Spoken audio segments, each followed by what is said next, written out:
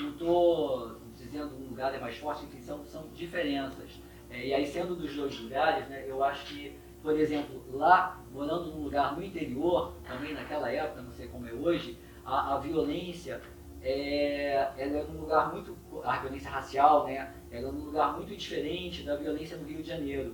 Aqui, a violência, eu acho que ela é mais agressiva, ela é mais física também, né, a cidade é mais violenta, então, assim, existe também a violência surda, né, calada, mas aqui eu acho que tem toda uma estrutura, né, de racismo que contribui para que as pessoas tenham medos diversos. Aqui com o nosso diretor de Branquitude Brasileira, Antônio Toste. Antônio Toste, esse documentário,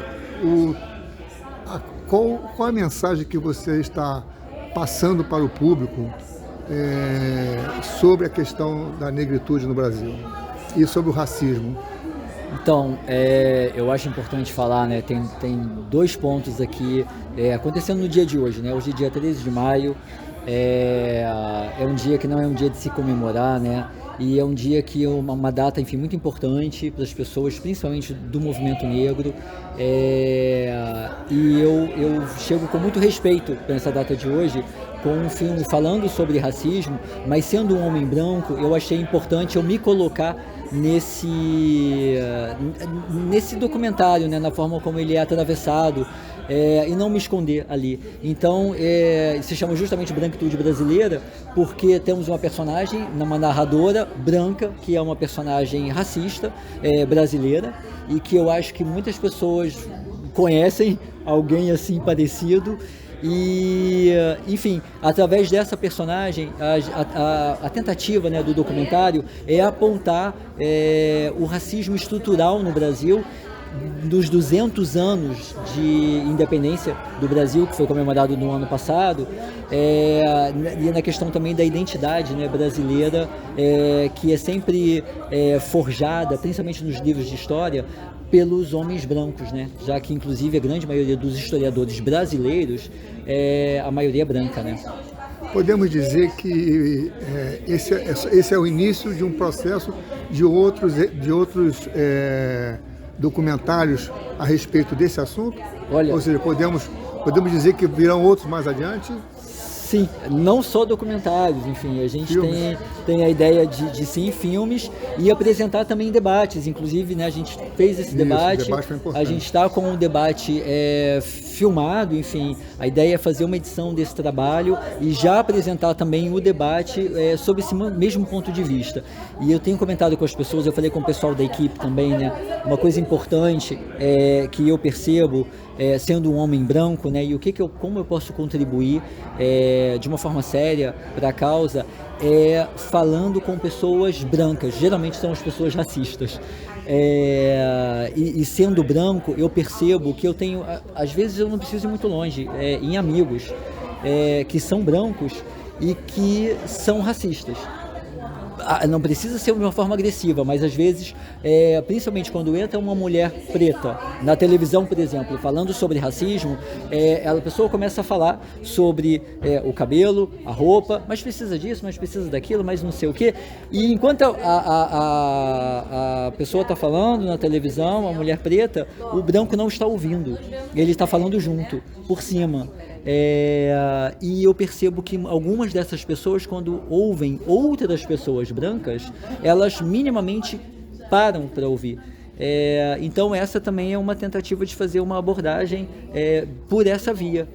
Beleza, essa peça vai continuar aqui no teatro por mais algum tempo? A gente está hoje aqui no Centro Cultural de Justiça Federal e amanhã a gente está online, amanhã dia 14 de maio, às 19 horas, no YouTube. A gente tem o link no nosso Instagram, que é Branquitude Brasileira.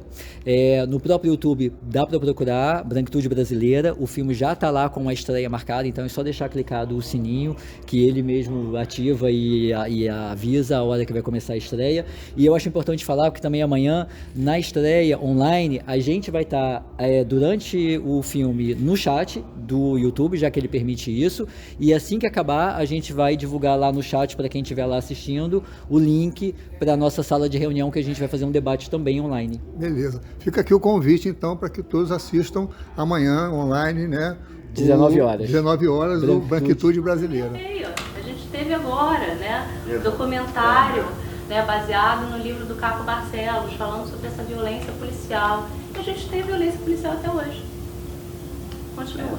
Não, interessante você falar, porque mesmo depois da abolição, entre aspas, né, ela inacabada, precisa ser revista permanentemente, 2 anos depois, esse Código Penal de 1890 criminaliza as pessoas que pediam comida para sobreviver, que não tinham onde morar, que não tinham terra. E criminaliza o fato da pessoa pedir uma ajuda, pedir um pedaço de pão, porque era o tal crime de vadiagem, né? Criminaliza a manifestação artística, a manifestação cultural, a manifestação religiosa, como hoje acontece, né? A intolerância religiosa, por exemplo. Perfeito.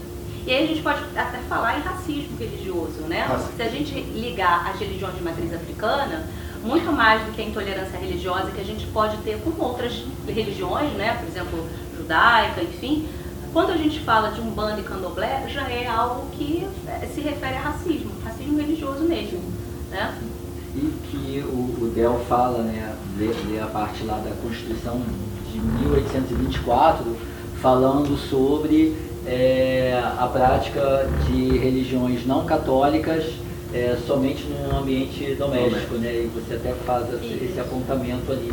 E é interessante como isso nasce, né, a questão da religião, ali naquela Constituição, né, a Santíssima Trindade, enfim, essas questões que eu particularmente, enfim, tenho uma política laica de Estado. Estamos aqui com a Roberta Araújo, advogada criminalista, que vai fazer um comentário sobre o documentário Branquitude Brasileira. Roberta, o que você tem a dizer depois dessa película que nós assistimos? Bom, eu sou suspeita para falar porque eu admiro muito o trabalho do Del Garcês, desde que ele começou a fazer o Luz Gama, Uma Voz pela Liberdade. E esse documentário, ele é espetacular por inúmeros aspectos. Ele retrata um pedaço da nossa branquitude, a crítica, né, de forma bastante irônica, tecendo comentários e traça, não é, desde 1822 até os tempos atuais. E a gente precisa falar sobre isso, né? A gente precisa falar sobre uma abolição que foi tardia e que ainda não foi concluída. Então, o documentário é muito importante para isso. Você poderia dizer, então, que o documentário é um protesto antirracista? Com toda certeza, com toda certeza. Ele é uma manifestação da luta antirracista. Mais alguma coisa que você queira comentar? Bom, eu convido vocês a assistirem o documentário, porque é extremamente importante que toda a sociedade, inclusive nós, pessoas brancas doutor, tenhamos letramento racial. Maravilha, muito obrigado. Jornal DR1, sua cidade e seu jornal, compromisso com a verdade. Aqui com a doutora Ana e seu marido ali, que eles fazem um trabalho excelente através do Jornal Diário do Rio, fazendo ali uma cobertura maravilhosa na área da cultura, na área social, saúde, meio ambiente, todo. Eu falo que é utilidade pública o trabalho de vocês. Agradecer fundamentalmente ao CCJF, que sempre nos recebe com todo carinho, entende que cultura é importante, é necessidade básica, né? A Flávia aqui presente, que é do CCJF, o Flávio, que é da área técnica, que está sempre presente.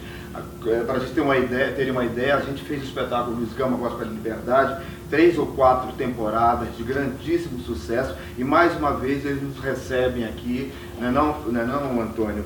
Agradecer aqui também ao Salgado Maranhão, escritor maranhense, conterrâneo meu, um dos candidatos, recentemente candidato à Academia Brasileira de Letras, imortal, né? E eu faço votos que você realmente seja eleito, porque o trabalho dele é fantástico, viaja o mundo inteiro, né? Falando sobre cultura, falando sobre literatura brasileira, enfim, a nossa história. A Roberta Araújo, que está aqui, aceitou gentilmente esse convite de estar aqui com a gente. A Júlia Caldas, que é a minha assessora de imprensa do nosso trabalho. Boa noite a todos. Estamos aqui, o Jornal DR1, com Del Garcês, esse famoso artista, no lançamento do seu documentário extremamente importante, bacana, Branquitude Brasileira, aqui no Teatro da Justiça Federal. Del, Branquitude Brasileira é mais um documentário de protesto.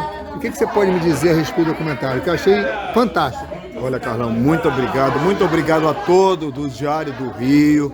Branquitude Brasileira, esse documentário que é roteiro e direção do Antônio Torces, comigo Del Garcês no elenco e Alessandra Barbalo, é exatamente isso, é um protesto, é um grito de alerta, é um instrumento de luta antirracista e, por que não dizer, um instrumento de luta de reparação histórica ao povo preto brasileiro.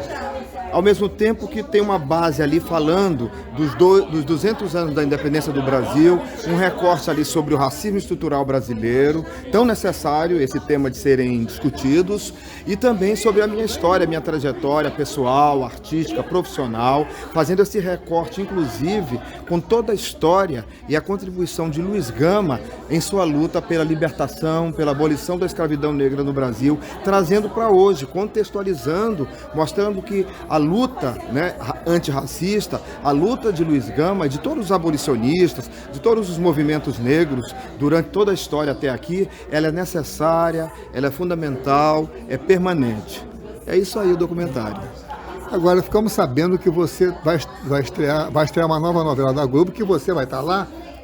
Exatamente, chama-se Fuzue, a próxima novela das 7, estreia em agosto. Eu estou emendando uma novela na outra na Rede Globo. Recentemente eu fiz Mar do Sertão, a gente está aqui na fase preparatória, daqui a pouco estreia em agosto e a gente espera que todos vocês estejam ali nos prestigiando, assim como prestigiando, assistindo esse documentário, que vai estar a partir de amanhã, a partir das 19 horas, online, através do YouTube, no canal do YouTube, chamado Branquitude Brasileira, que é o nome do filme, do documentário, a partir das 19 horas, vai ficar durante 10 anos, porque inclusive esse documentário é o resultado de uma contemplação do edital da Secretaria de Cultura e Economia Criativa e Estado do Estado do Rio de Janeiro e do Rio de Janeiro. A gente conta com vocês lá. Muito obrigado, parabéns pela essa jornada, né, importante, e o Jornal DR1 vai estar sempre apoiando a sua trajetória. A gente que agradece essa parceria fantástica de vocês. Obrigado.